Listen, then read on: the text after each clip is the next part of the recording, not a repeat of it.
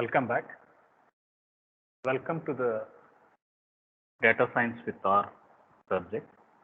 In this, now we are talking about the R programming structures, introduction to R.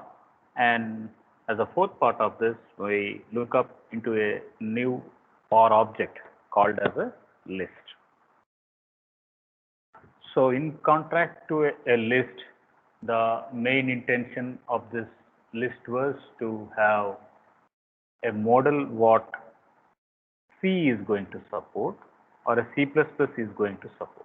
That is, it is going to combine objects of different types. When it is an object of different types, it can be numeric, it can be character, or it can be a logical. So, list is now similar to a dictionary which is implemented in Python 2. So, that was the key takeaway of this.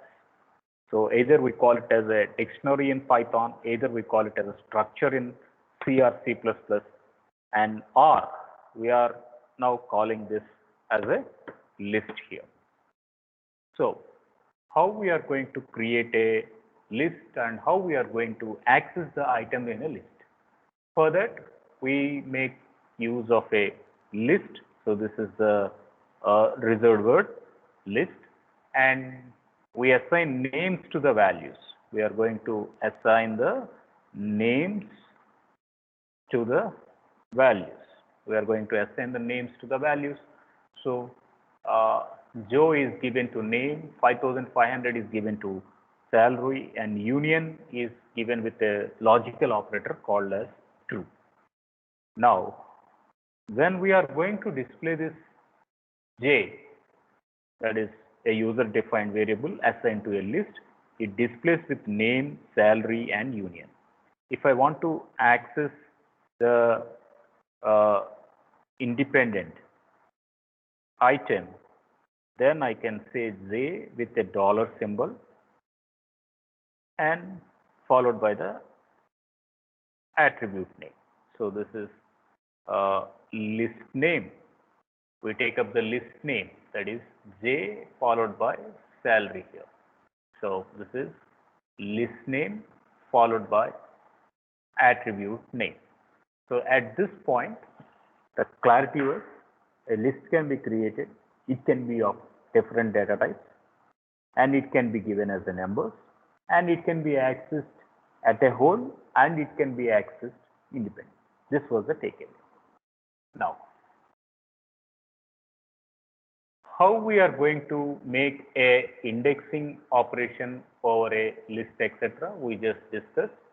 One, we can take up the position with a dollar symbol.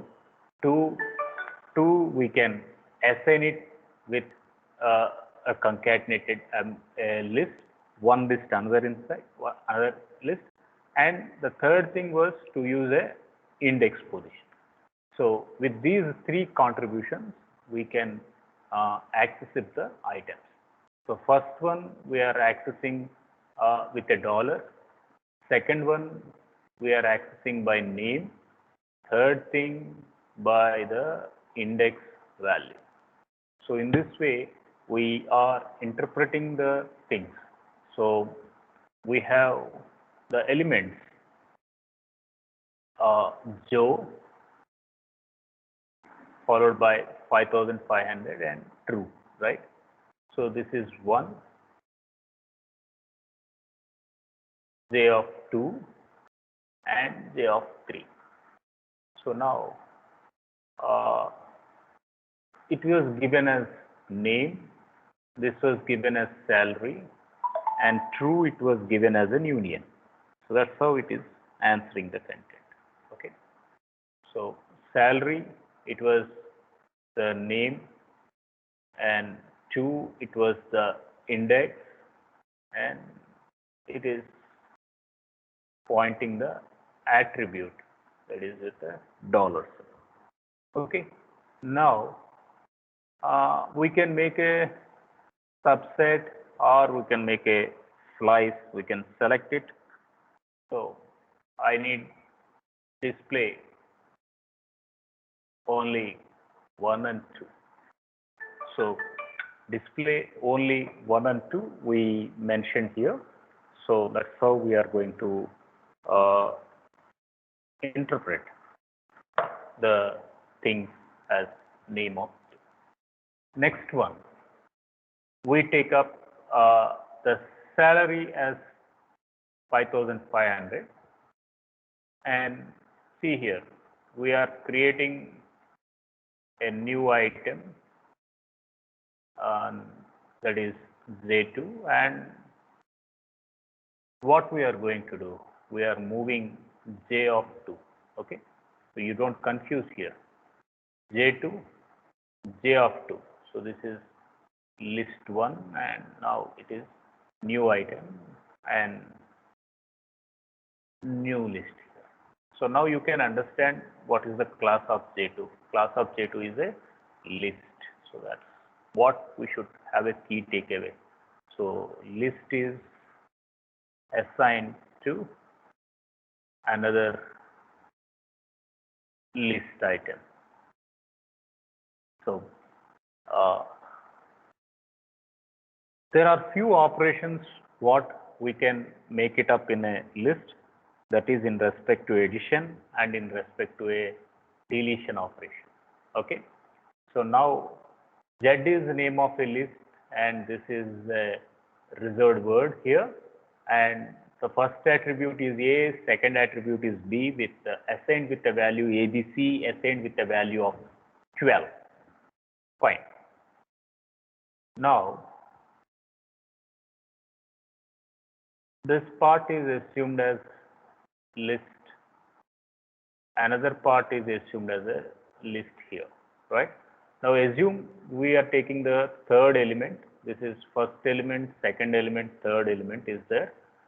So that is represented with C here. And the fourth element is represented with 28. 5, 6, 7, they are with the logical values, false, true, true. So now we will be getting these elements as follows. We will be getting the elements as follows. So we can assume the first element is A, B, C, second element is 12, and new item is inserted, that is styling, and new list is inserted, right? This is new list here, new list. So it is new list, and another, again it is a new list. You should observe these items here. Okay. So when we want to delete an item, we move the value as null. So earlier B value was 12, now B value it is moved with the null here. So we will remove the B item. So in this way we are going to display the addition or displaying the items in a list. We are displaying the addition or deletion of a items in the list. Next comes the how to list and how to unlist the contents, how to access the list items and how to unlist the items is foremost important here. So we have already created the list J, and we have given the names with the J. So now we have values and we have names. Now we need to separate it. We need to separate it. So for separation, we are going to make it as an unlist of J. So when we are going to separate it as an unlist of J, now this is the labels, and these are the values assigned, and obviously this will be treated as a character. So the unlist is going to be treated as a character here. Next one, 5, 12 and 13. These are numeric values. Now when we are going to unlist these items, now it is displaying as a numeric. So when it is a mixed case, it will be treated as character, not numeric. So this is numeric and this is character, but when we unlist it, it is treated as a character. That was the key takeaway of the thing from this slide. So the numeric data is going to be displayed, the character data is going to be displayed. When we are going to list up the items, it will be assigned to a class called as character. The lapply and sapply are quite interesting towards the list here. So we have a list with the lapply and another apply here. So the values are coerted to the list. So what is coerted and etc. We will see up with this example so that we'll have a clear understanding what is coercion. So assume there was a list with 1, 2, 3 items. So this is position 1. This is position 1. 25 to 19, this is position 2, right? Then we are going to apply a median function. So 1, 2, and 3. 25, 26, 27, and 28. So this is between the elements. Now we need to identify 2 and we need to identify the median. Now you can understand a list is there and the list it is going to return another list. What was the another list? List item 2 and list item with 27. So it is going to work as per with the matrix operation and it is going to support the function calling with the specified function call on each element of the list. But when we are going to work with sapply, when we are going to work with sapply, it is treated as a single list item. There is no separated values and it is put in the same position. So here they are occurring at the different positions, that is item number 1 and item number 2. But both of them, they are occurring at the same position. So when we are going to apply a median value, so 1, 2, 3, 2 is a median, 25, 26, 27, 28, 29, 27 is the midpoint. So we treat that one as a median there. So median elements are going to be displayed and 1, 2, 3 it will be treated as the first list and 25, 20 to 29 is treated as another list. And the entry positions are going to be computed median independently, but here and they are represented in 2 separate tabs, 1 and 2. But in the simplified list, what happens was it is provoked only with a 1 position content. Another interesting term in the list was to access a recursive list. So in this recursive list, we do have a display of list item with another list item, a display of a list item with another display item. So we can see B is going to be a list item with 2 values U and V, and C is a list item with value W with 13. And now we are going to concatenate the 2 lists. We are pulling up we are calling 2 list items, 2 lists here.